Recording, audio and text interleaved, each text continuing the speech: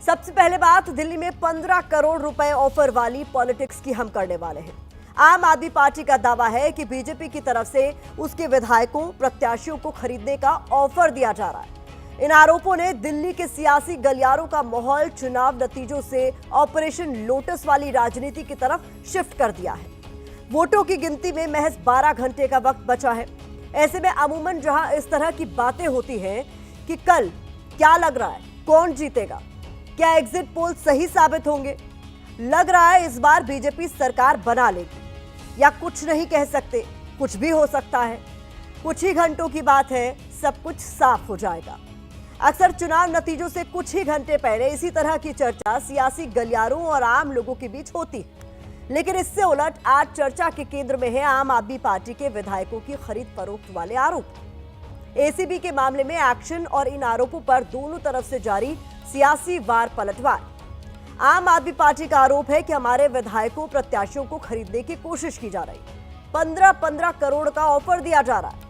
वहीं बीजेपी कह रही है कि एग्जिट पोल देखने के बाद केजरीवाल को झटका लगा है और अनर्गल बातें वो कर रहे हैं। आम आदमी पार्टी की तरफ से 16 लोगों को ऑफर दिए जाने का दावा किया गया है। हालांकि 5 विधायकों प्रत्याशियों ने खुद सामने आकर इस दावे पर मुहर लगाई। बीजेपी अटैक कर रही है कि केजरीवाल ने पूरे चुनाव में झूठ बोलने और दिल्ली को डराने का काम किया है।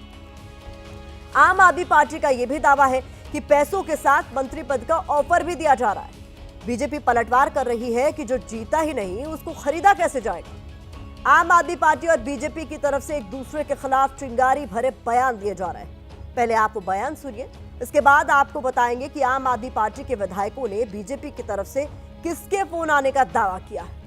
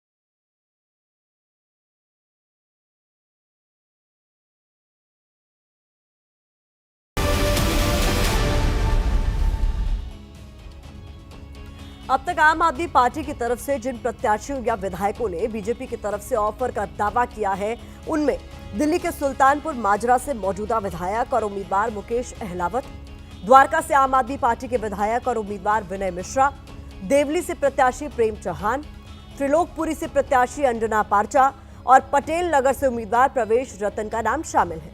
प्रवेश रतन ने चुनावों से पहले बीजेपी छोड़कर आम आदमी पार्टी का दामन थामा था। अब सियासी गलियारों में जो चर्चाएं चल रही हैं उसके मुताबिक, क्योंकि मुकेश अहलावत 48,000 से ज्यादा वोटों के अंतर से 2020 का विधानसभा चुनाव जीते थे। इसके अलावा विनय मिश्रा ने करीब 14,000 से ज्यादा वोटों के अंतर से 2020 में जीत हासिल की थी। ऐसे में इस बार भी इनके जीतने की संभावना ज्यादा मानी जा रही है, इसीलिए इनको बीजेपी अपने साथ मिलाना चाहती है। बाकी उम्मीदवारों की भी जीत की संभावना देखते हुए उन्हें ऑफर दिए जाने का दावा किया जा रहा है। मुकेश अहलावत का दावा है कि उन्हें नई दिल्ली से बीजेपी उम्मीदवार प्रवेश वर्मा की तरफ से फोन करवाया गया। मुकेश अहलावत ने सोशल मीडिया प्लेटफॉर्म एक्स पर पोस्ट में एक नंबर भी शेयर किया है, जिसे निजता की वजह से हम पूरा नहीं दिखा सकते। हमारे सहयोगी दीपक रावत ने उन विधायकों और प्रत्याशियों से बात की है जिन्होंने 15 करोड़ रुपए ऑफर का दावा किया है। पहले आप उन नेताओं के बयान सुनिए, इसके बाद मामले में एसीबी जांच से जुड़ी जानकारी आपके साथ साझा करेंगे।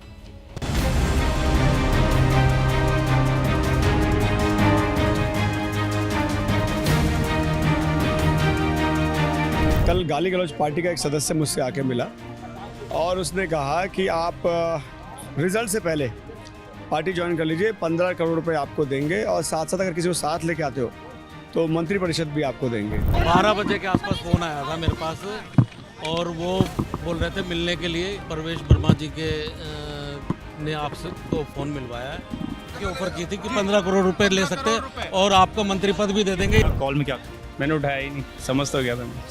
कैसे समझ में आया कि बीजेपी के लोग हैं? जब बीजेपी लिखा होगा तो क्या आएगा। रिकॉर्डिंग एविडेंस है? ऐसा रिकॉर्डिंग तो मैंने वो नंबर जिससे आया था वो नंबर दे दिया, लेकिन व्हाट्सएप कॉल है, व्हाट्सएप कॉल तो रिकॉर्डिंग होता नहीं ना। मैं हैरान हूँ, अगर इनकी क्लियर मेजोरिटी आ रही है, इनकी सरकार बन रही है, तो इनको क्या जरूरत है हमारे पीछे आने की। आम आदमी पार्टी के दावे तो आपने देख और सुन लिए। अब इन दावों पर एसीबी जांच का चैप्टर आपके लिए खोलते हैं। इस मामले में एंट्री करप्शन ब्यूरो एसीबी की एंट्री कैसे हुई, किसकी शिकायत पर एलजी ने एसीबी जांच का आदेश दिया, और जब एसीबी की टीम पूर्व मुख्यमंत्री अरविंद केजरीवाल के आवास पर पहुंची तो वहां कैसा हाई वोल्टेज ड्रामा हुआ, हमारे सहयोगी दीपक रावत की ये रिपोर्ट देखिए।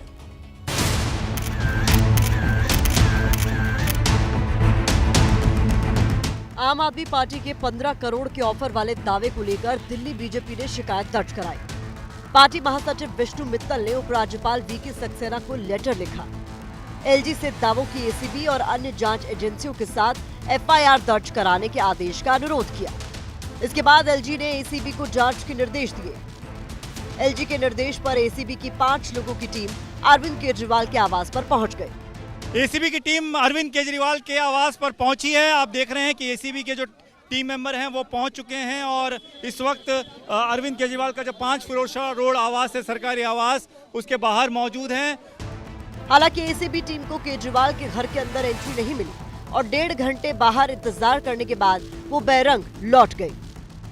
एसीबी की टीम जो है, जो अरविंद केजरीवाल के घर पर पिछले 1.5 घंटे से मौजूद थी, वो टीम अब वापस जाती हुई नजर आ रही है।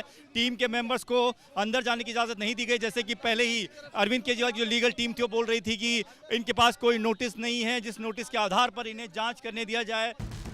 आम आदमी पार्टी लीगल सेल के हेड संजीव नासियार ने एबीपी न्यूज से बातचीत की और कहा कि एसीबी टीम एक नोटिस देकर गई है। देखिए, अभी एक नोटिस रिसीव किया है। उस नोटिस में ना तो कंप्लेनेंट का कोई हवाला है, उसमें सिर्फ ट्विटर का जो ट्वीट किया गया है उसका हवाला दिया गया है। और वो नोटिस भी 1.5 घंटा पहले जब एसीबी की टीम यहाँ पर आई थी तब उनके पास कुछ नहीं था। उधर आप सांसद संजय सिंह खुद एसीबी दफ्तर पहुंचे। वहां उन्होंने अपनी लिखित शिकायत दर्ज कराई। शिकायत के बाद एसीबी ने वहीं पर उनका बयान दर्ज किया और उनसे दावों को लेकर सबूत मांगे। मैंने इस मामले की शिकायत की है खुद से, पूरे मामले की सबूत की मांग की जा रही है। हमने नंबर दिया है मुकेश सहलावत को, जिस फोन नंबर से कॉल आई थी उसकी जांच कराई जाए। कौन सा वो व्यक्ति है, क्या नाम है उसका। पिछले 5 साल से जो झूठ बोलते आ रहे अरविंद केजरीवाल, ये आज फिर वही नौटंकी की कि मेरे एमएलए को खरीदने की कोशिश की जा रही है।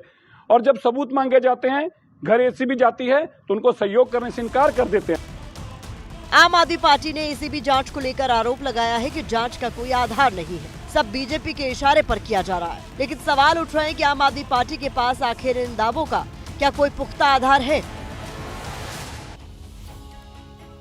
एसीबी सोर्सेज से मिली जानकारी के मुताबिक संजय सिंह ने जांच में सहयोग नहीं किया है। वैसे आम आदमी पार्टी के उम्मीदवारों विधायकों को ऑफर के अभी सिर्फ दावे हैं। इन दावों से जुड़े कोई तथ्य सामने नहीं आए हैं, लेकिन राजनीति के जानकार इन दावों के पीछे छिपे जिस सियासी दांव को डिकोड कर रहे हैं, उसके मुताबिक आम आदमी पार्टी की कोशिश कार्यकर्ताओं और नेताओं का मनोबल ऊंचा रखने की है, क्योंकि हो सकता है कि एग्जिट पोल के अनुमान के बाद वो निराश हो और मतगणना से दूरी बना ले, या फिर कुछ उम्मीदवार पार्टी बदलने की ना सोचने लगे।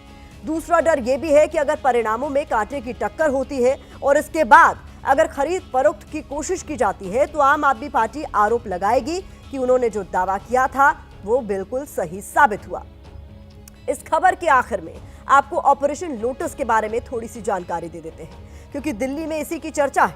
ऑपरेशन लोटस शब्द 2008 में कर्नाटक से चर्चा में आया था, जब बीजेपी सरकार बनाने के लिए जरूरी बहुमत से पीछे रह गई थी। इसके बाद उसने विपक्ष के कुछ विधायकों को ऑफर दिया और 7 विधायकों को अपने साथ जोड़ लिया।